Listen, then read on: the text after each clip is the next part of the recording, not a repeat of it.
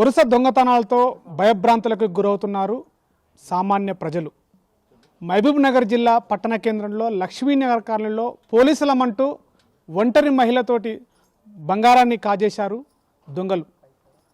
నిన్న ఉదయం 12 గంటల ప్రాంతంలో ఒంటరి మహిళలను టార్గెట్ చేస్తూ దొంగలు బంగారాన్ని కాజేసేటువంటి ఘటన నిన్న లక్ష్మీనగర్ కాలనీలో జరిగింది. బాధితురాలు ప్రస్తుతం మనతో ఉన్నారు, ఆమెతోటి మాట్లాడే ప్రయత్నం చేద్దాం. అమ్మ చెప్పండి, అంటే నిన్న వాళ్ళు ఎన్ని గంటల సమయంలో మీ దగ్గరకు వచ్చారు, ఏం చెప్పారు, అసలు మిమ్మల్ని ఎట్లా భయభ్రాంతులకు గురి చేశారు, ఏం చెప్పారు? నేను కరెంట్ బిల్ కట్టేసి వస్తున్నా సార్. కట్టేసి వస్తుంటే అమ్మ అక్కడ సారు మిమ్మల్ని పిలుస్తున్నారు, పోలీస్ ఆఫీసర్ ఉన్నాడు, పెద్ద ఆఫీసరు మఫ్టీలో ఉన్నారు అని చెప్పేసి పోయిన ఎంబడే మీరు నమస్కారం పెట్టానంటే నేను పెట్టాను సార్ అంటే, లేదమ్మా పెట్టు ఆఫీసరు ఆయన అంటే సరే అని చెప్పి, ఎందుకు పిలుస్తున్నారు అంటే ఏమమ్మా నీతోన మాట్లాడాలని చెప్పి చెప్పిండు అని అంటే, సరే సార్ ఏంది సార్ అంటే, అమ్మ రాత్రి ఇట్లా ముసలమ్మని ఇట్లా బెదిరించి నగలు తీసుకున్నారు, మాకు డ్యూటీ లేచిండ్రు పోలీసు వాళ్ళు, అందుకోసం నీకు చెప్తున్నా అని చెప్పేసరికి వాళ్ళ మనిషి నా పక్కకున్నారు. అయ్యే ఆ చైన్ తీ అని చెప్పేసి చెప్పిండ్రు. అయ్యా బాగుండి ఆ చైన్ తీసి ఇచ్చిండు. కింద చిట్టీలు వేసుకున్నారు ఆల్రెడీ వాళ్ళు. ఆ చిట్టీల నుంచి తీసుకొని చైన్ ఇచ్చేసిండు. అగో అమ్మ అదిగో ఆయన ఇచ్చిండు కదా, నీవు కూడా తీయమంటే, లేదు సార్ మా ఇల్లు ఇక్కడనే ఉంది, నేను ముసుగేసుకొని పోతాను నేను అనంటే, లేదు నువ్వు ఇస్తావా లేదని గట్టిగా అరిచిండు. పోలీసు వాళ్ళు ఎట్లా అరిచిండ్రు అట్లా అరిచిండు నా పైన. లేదు సార్ ఉండను సార్ అని అంటే, లేదమ్మా నువ్వు ఇది మమ్మల్ని ఇది చేస్తారు వాళ్ళు, మేము పోలీసు వాళ్ళం అని చెప్పేసి అంటే, నేను తీసి ఇచ్చిన చైన్.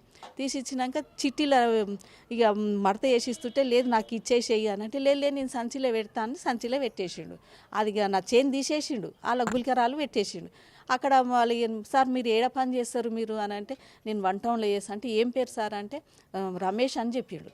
సరే అగో మా వాళ్ళు అక్కడ ఉన్నారు, వాళ్ళకి ఫోన్ చేసి చెప్తా, వాళ్ళు కూడా అడుగుతారు చూడు, చెప్పి తీసుకున్నారని చెప్పు అని చెప్పిండు సార్ నాకు. అంటే అక్కడ పోలీసులమని చెప్పినప్పుడు ఆ ఎదుటి వ్యక్తిని చైన్ తీసి అని చెప్పినప్పుడు మీకు ఎలాంటి అనుమానం వచ్చిందా? అప్పుడు అనుమానం వచ్చినప్పుడు అనుమానం రాలేదు, అట్లనే నా దగ్గర వచ్చి నిలబడ్డాడు కదా అనుకొని నేను అనుకున్నా సార్. ఇంకా తీసిచ్చిండు కదా అని చెప్పి నేను అనుకున్నా. మేము పోలీసు వాళ్ళమమ్మ ఇయ్యమ్మ నీవు మాకు డ్యూటీ వేసిండు అని చెప్పి పెద్దగా అరసడం తిట్టడము.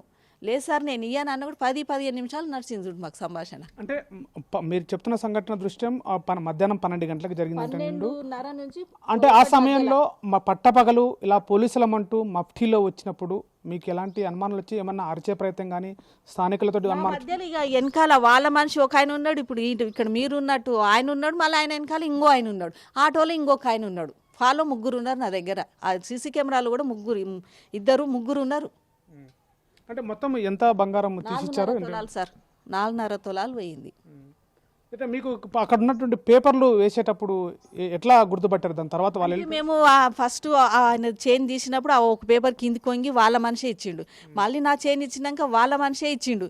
మళ్ళీ మేము ఇక్కడ అయింది సార్ ఈ సంఘటన పోలీసు వాళ్ళకి చూపిస్తే, ఒక చిట్టి అక్కడ ఆల్రెడీగా ఉన్నది పడి ఉన్నది, ఇంకో ఈ చిట్టి అదే చూడని చెప్పినాను. ఆ తర్వాత అంటే పేపర్లో చూస్తే ఏం కనిపించింది? గుల్కరాలే కనిపించినాయి. నేను సంచి తీసి చూస్తుంటే ఆటోలో పరారైపోయిండు, సంచి తీసి చూస్తుంటే గుల్కరాలు. అక్కడ ఒక లేడీ పోతుంటే, అయ్యో నాది దోసిండ్రు చూడు, నా చైన్ తీసుకొని గుల్కరాలు ఇచ్చిండు అని చెప్పేసరికి ఇంక ఇంటికి నేను ఇక్కడ వచ్చేసి, ఇక్కడ ఈ బాబు పోలీసు ఉన్నాడు, రాజుకి ఇట్లా అయింది చూడు రాజు అని అంటే, ఇక పోలీస్ స్టేషన్కి పోయి కంప్లైంట్ ఇచ్చినాం. అంటే తర్వాత పోలీసులు ఏం చెప్పారు? మీరు ఎంత పోలీసు వాళ్ళు అని చెప్పి ఎట్లిస్తారమ్మా అని వాళ్ళు కూడా అన్నారు. లేదు సార్ మేము పోలీస్ ఆఫీసర్ మఫ్టీలో వచ్చినాం అని చెప్పి నన్ను ఆ మాట అన్నందుకు, మీరు పోలీసులు కదా అన్నట్టు నేను మోసపోయి ఇచ్చిన అంటే, అట్లా ఎట్లా ఇస్తామంటే పోలీసు వాళ్ళు మీరు బెదిరించిండు నన్ను అని చెప్పి ఇట్లనే మాట్లాడిన వాళ్ళతో కూడా, ఇంకేమని లేరు. సరే సరే అని చెప్పేసి.